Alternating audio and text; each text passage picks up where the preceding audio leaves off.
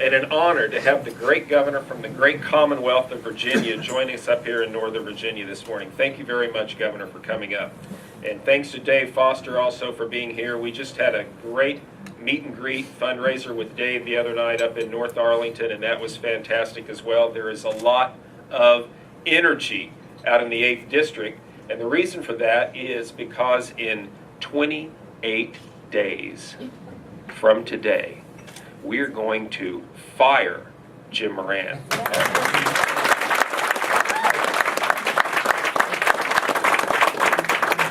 And I say we because it will take a team effort.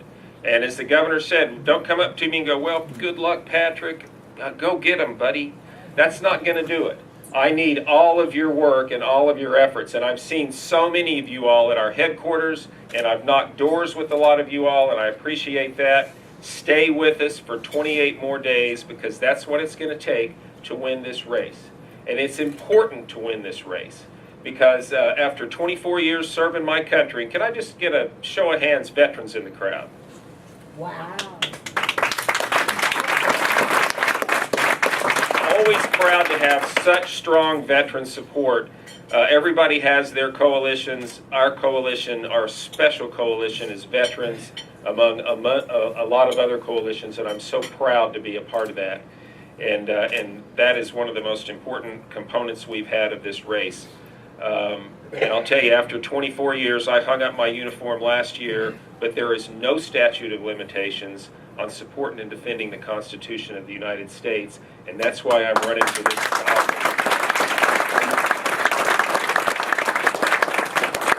Because while in Virginia, we have a template that the governor and Bill Bowling and Ken Cuccinelli showed us the way, the template. It's easy, right? How to win here is conservatives in the Commonwealth of Virginia, even up here in Northern Virginia, and then how to get something called a surplus. That word had been erased from our lexicon here in Washington, D.C., but we're going to bring it back. It's going to take a little longer across the river than it did here in Virginia and down in Richmond, but that's our ultimate goal. But before that, we have a little work to do. I retired because I believe this country's in trouble, and I wanted to continue serving this country, although in a different venue. And when you look around and you see why we're in trouble, I think my opponent is the poster child, not only of term limits, but also of why we are where we are. $13 trillion of debt. I had to go look and see how many zeros were in trillion. How many knows how many? There's 12 zeros in trillion. You know, we used to deal in billions, and now we're in trillions. Dave, you saw a good bumper sticker the other day. I saw a good bumper sticker, and it said, it's a good thing Obama doesn't know what comes after a trillion. And it is in 9.6, I think, % unemployment. We just got new housing starts, worst in history, worst since they've been recording it. New car sales, worst in, 3 decades. There is not a whole lot of good news. I was with Frank Wolf the other day, and he said, the numbers are all bad. The numbers are all bad. And he's right in many ways. So to that point, how do the opponents campaign? Well, I'll tell you how my opponent is campaigning. I've had a series of debates with Jim Moran. Got another one tonight. Had a series of debates, and the other day we got to ask each other questions. And so I rattled off everything. I said, Jim, you're in office 20 years.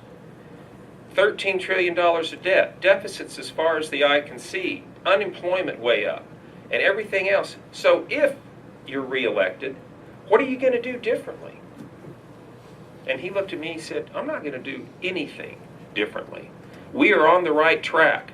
On Hardball the other night, he said the economy is recovered. So I think, yeah, he's a little out of touch. The economy is recovered, and we also, Republicans have this naive notion that we get to keep the money that we earn, by the way. And that's a nice viral video out there that you all can find on our website that Jim Moran has said. So the choice is very clear. If you all and the rest of the 8th District is happy, if you're happy with the way we're going, you're happy with the deficit and the fact that they'll continue to grow, and the unemployment and everything else. And by the way, on the deficit, the chairman of the Joint Chiefs of Staff Admiral Mike Mullen, notwithstanding the fact that he's a Navy guy, the other day when he was talking about what are the most significant threats to American national security. And I was waiting for Iran or Al-Qaeda or nuclear proliferation. The sitting chairman of the Joint Chiefs of Staff, senior military person in the United States of America, said the most significant threat to the United States of America is our debt. Now, not long after that, Secretary of State Hillary Clinton, no stranger to spending a lot of taxpayers' money, also said that our debt is a significant threat. The next day, the Obama administration announced another $50 billion spending surplus, or not surplus, but thank you, stimulus. Thanks, Margaret. And so I think they just don't get it, and I think Jim Moran is at the core of that. We know John Boehner last night just said they had the votes to reduce these taxes and to retain the Bush tax cuts on 1 January. Nancy Pelosi just decided she wasn't going to have a vote. Jim Moran votes with Nancy Pelosi 99% of the time. They don't want to keep taxes low, despite the fact that we're in a recession, and despite the fact that all the small business people. You have small business owners in the crowd? Raise your hands. That's good too, because I've taken the time, because I do have a military background, to learn your issues. We've had a number of small business forums. NFIB is about to endorse us. We go to the chambers and talk with you all. And when I hear about over and over and over again, what I can detect are patterns.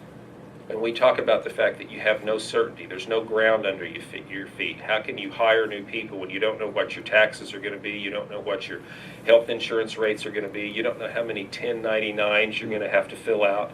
All of those issues that preclude us from letting small business do what small business does, which is bring the United States of America out of 6 of the last 7 recessions and provide 2 out of 3 jobs to facilitate that.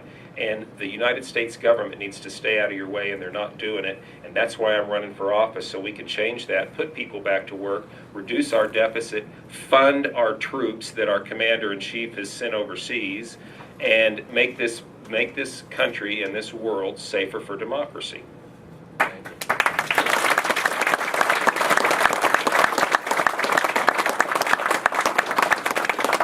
So let me just wrap up. First, I want to thank a couple of people. I want to thank my team, because my team is phenomenal, starting with my campaign manager back there, Mike Lane, Diana, Sherry. There's a whole bunch of you in here. They are phenomenal. Get to know them and talk to them, because they are the nucleus of a terrific team that is helping us win in 28 days. And thank you all very much.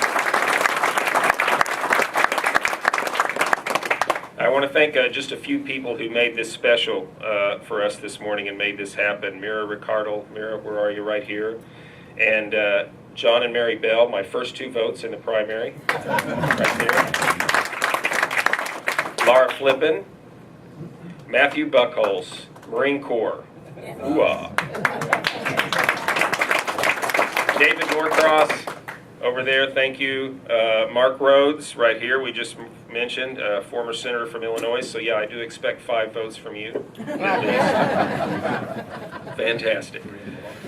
Ladies and gentlemen, we live in the greatest country in the history of the world, but one of my favorite Ronald Reagan quotes is that freedom is only a generation away from extinction. And I believe that. And I believe that that's what we're faced with right now. We are a generation that is at risk for the first time in American history of handing off to our kids a country that was worse off than it was when we got it. And I don't want that happening on my watch, and I know you all don't either. So stay with me for the next 30 days and 28 days, and we will win this race. You know, just to close, I was at a small business forum the other day. It got kind of wonky and policy wonky, and they were talking about what are the definitions. What's the definition of a recession? And so I'm not a business guy, so what I took from it was the definition of a recession is when your neighbor's out of work. You've heard this, and it's a depression when you're out of work. But you know, an economic recovery, ladies and gentlemen, is when we put Jim Moran out of work. Thank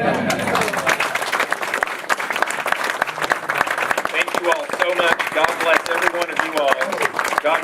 United States of America, and in 28 days, we start taking this country back. Thank you very much for coming.